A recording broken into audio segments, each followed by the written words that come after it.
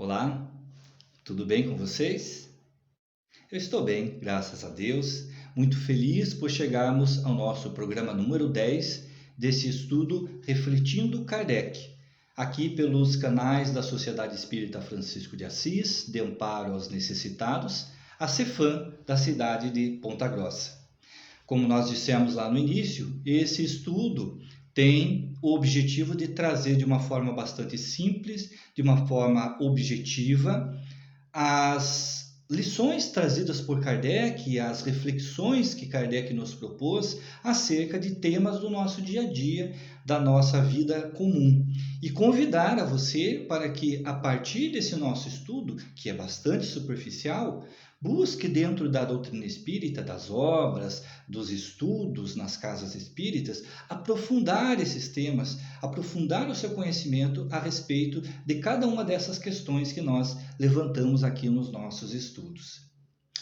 Eu quero lhe perguntar se você acredita que possa existir uma alma gêmea nesse mundo. Seria correto nós pensarmos em almas gêmeas ou nas metades eternas, que muitas vezes são citadas nos romances, em algumas questões de filosofia, em algumas questões mitológicas, como sendo dois seres que um dia precisam se encontrar ou tendem a se encontrar, porque foram separados em algum momento, e esses dois seres formariam um só. E por isso justificar-se-ia as nossas necessidades que às vezes não se completam nas relações com o próximo, nas nossas relações afetivas que parecem às vezes vazias, justificar-se-iam por conta de não termos encontrado ainda a nossa alma gêmea. Será que isso procede? A primeira questão que eu quero propor a vocês é nós diferenciarmos o que seja alma gêmea de metade eterna, porque não são bem a mesma questão, não tratam do mesmo objeto. Alma gêmea, nós poderíamos dizer alguém que tenha identidade de virtudes e defeitos. Então, eu encontro alguém que tem as mesmas características que eu tenho, as mesmas qualidades, mas também tem os mesmos defeitos que eu tenho. Isso é possível? É possível. Mas isso é bom? Não, isso não é bom. É possível de encontrar alguém que diga, nossa, tal pessoa é exatamente igual a mim. Porém, se ela é exatamente igual a mim, naqueles pontos em que eu não pretendo ceder, essa pessoa também não pretenderá ceder. Naqueles pontos em que eu me mantiver intransponível a respeito da minha opinião, essa pessoa também se manterá e aí nós colidiremos certamente. Então, alma gêmea, neste sentido, ela seria possível, mas não seria adequado, não seria o ideal para nós encontrarmos a felicidade. E as metades eternas, isso já, nos dizem os espíritos, não é possível que exista. Porque se Deus criou-nos em individualidades e nos colocou para encontrar o progresso, para encontrarmos a nossa elevação, significa que isso se dá de uma forma individual e que não no sentido de nós um dia termos que encontrar uma outra parte nossa que estaria perdida por aí. Afinal de contas, se somos individualidades, esta individualidade prevalece até o momento da nossa evolução. É claro que um dia nos uniremos todos como irmãos, como filhos de Deus, mas cada um preservando a sua individualidade, unidade de sentimentos, mas individualidade de experiências e de seres.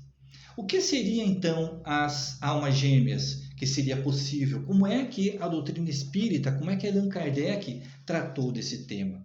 Nós temos lá no Livro dos Espíritos, na questão, aqui a partir da 298 até 303 ele trata desse tema. Mas na 301, Allan Kardec vai perguntar o que é que uniria dois espíritos, né? Qual seria a forma de se imaginar um complementando o outro? E os espíritos respondem: a simpatia que atrai um espírito para o outro resulta da perfeita concordância de seus pendores e instintos. Então, somos atraídos por conta desses interesses, desses objetivos comuns que nós temos. mas não há o complemento de um do outro. Se um tivesse que completar o outro, perderia sua individualidade. Então, os espíritos já nos alertam de que nós não temos o complemento nosso em outra pessoa, né? Então, já cai por terra a questão das metades eternas. Não somos metades, somos seres completos. Não vamos encontrar no outro a nossa completude. E Kardec faz o comentário ao final da questão 303, dizendo assim: a teoria das metades eternas encerra uma simples figura, representativa da união de dois espíritos simpáticos. Trata-se de uma expressão usada até na linguagem vulgar e que se não deve tomar ao pé da letra.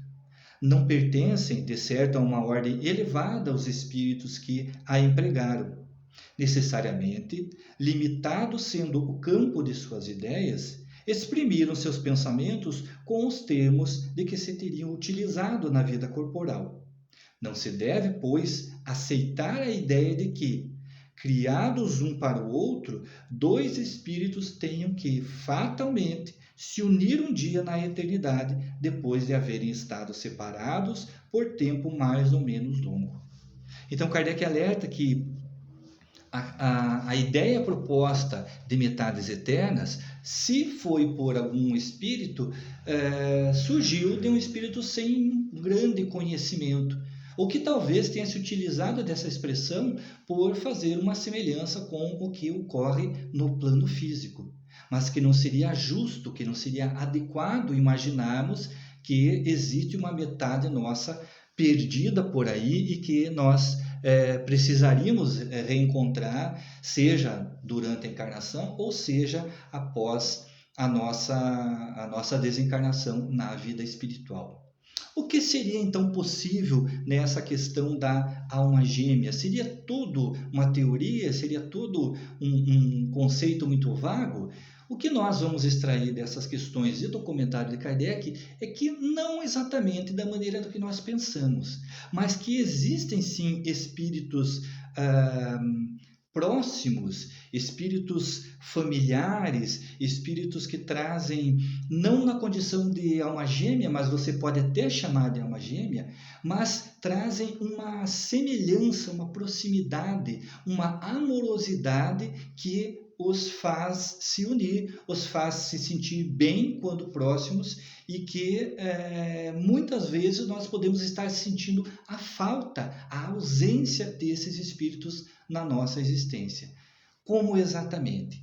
Imaginemos que os espíritos vivendo várias experiências, talvez em alguns momentos nós tenhamos nos aproximado mais de algumas dessas criaturas, nos identificado em objetivos e propósitos com esses espíritos, e eles são espíritos familiares, são espíritos próximos, são espíritos com os quais nós temos uma afetividade maior. Não é o nosso complemento, mas são espíritos que nos trazem uma boa sintonia, nos trazem paz, nos trazem equilíbrio. E é possível que nesta existência nós estejamos separados desses espíritos, porque estamos encarnados e eles estão no plano espiritual. Seja porque aguardam uma oportunidade de reencarnação, seja porque estão lá na condição até mesmo dos nossos anjos da guarda, dos nossos instrutores, daqueles que acompanham a nossa jornada terrena. Então, muitas vezes esse vazio que nós sentimos e que alguém de forma romântica pode atribuir como sendo uma alma gêmea, na verdade é a saudade que nós temos desses seres que estão na vida espiritual. Bem, mas eles podem estar encarnados aqui conosco? Sim, podem estar encarnados. Não necessariamente na figura de um par romântico, de um relacionamento afetivo conjugal, mas podem estas almas simpáticas, essas almas gêmeas, estarem na nossa condição de pais, de mães, de esposos e esposas, por que não? De irmãos, de amigos. É bem difícil porque geralmente estamos em condições, em tarefas diferentes, né? Não estamos neste mundo de provas e expiações para um total gozo das nossas possibilidades de felicidades. Estamos aqui para um aprendizado. Mas é possível sim que na sua existência você esteja com esta alma gêmea na figura do pai, na figura do amigo, na figura do irmão, na figura de alguém próximo, que você tem uma estima, um amor muito grande. E é uma pessoa que lhe faz sentir bem, alguma pessoa que lhe compreende, alguma pessoa que lhe traz serenidade e, portanto, você pode chamar de uma alma gêmea. Não é sua metade eterna. Não é alguém que lhe complementa porque você está incompleto. Não, nós devemos ser completos individualmente. Mas é alguém que tem uma identidade de objetivos. É alguém que tem uma proximidade com você e pode, então, ser chamada nesse sentido de alma gêmea. Gêmea no sentido de mesmos objetivos, mesmos propósitos, não a minha metade eterna. Como nós identificamos, então, se temos no nosso meio estas supostas almas gêmeas, essas almas afins, essas almas próximas? Eu anotei aqui 2 características que eu acho importante da gente observar, que é o que nós encontraremos em uma dessas almas irmãs, dessas almas gêmeas, essas almas próximas que nós temos ao longo de todas as nossas existências. Na verdade, são 2 características. A primeira delas é a admiração. Mas a admiração no sentido de que você olha para aquela pessoa e identifica nela as virtudes, mas identifica também os defeitos. E a sua admiração não se dá apenas pelos resultados positivos, mas se dá também em relação aos esforços que essa pessoa faz para vencer os seus defeitos, para vencer as suas deficiências. Então você a admira pelo conhecimento, pela grandeza, pela bondade, mas também pelo que ela faz para se transformar. Admiração não significa aplauso o tempo todo, significa reconhecimento. Você reconhece o esforço, você reconhece o trabalho que aquela pessoa faz. E isso é algo que não passa durante a existência. Isso é algo que apenas acrescenta na vida de ambos. Vale lembrar que essa característica é recíproca quando as almas são irmãs, quando as almas são gêmeas. Você admira a pessoa e a pessoa também te admira. Observa e tem esse respeito por tudo que você é. Uma outra característica é a cumplicidade.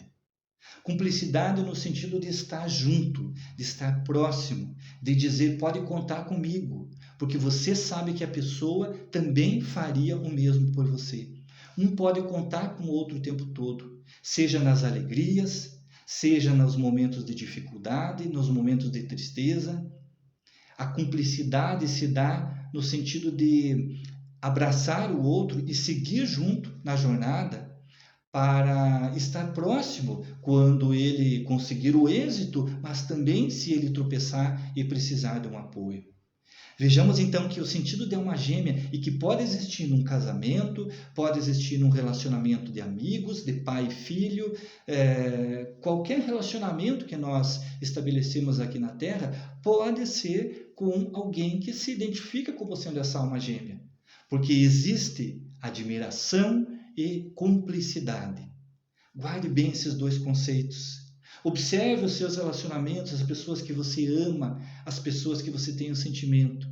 Se existe admiração e cumplicidade, são almas afins, são almas próximas, são almas que se procuram e se buscarão ao longo da eternidade, porque se auxiliarão mutuamente a buscar esse progresso.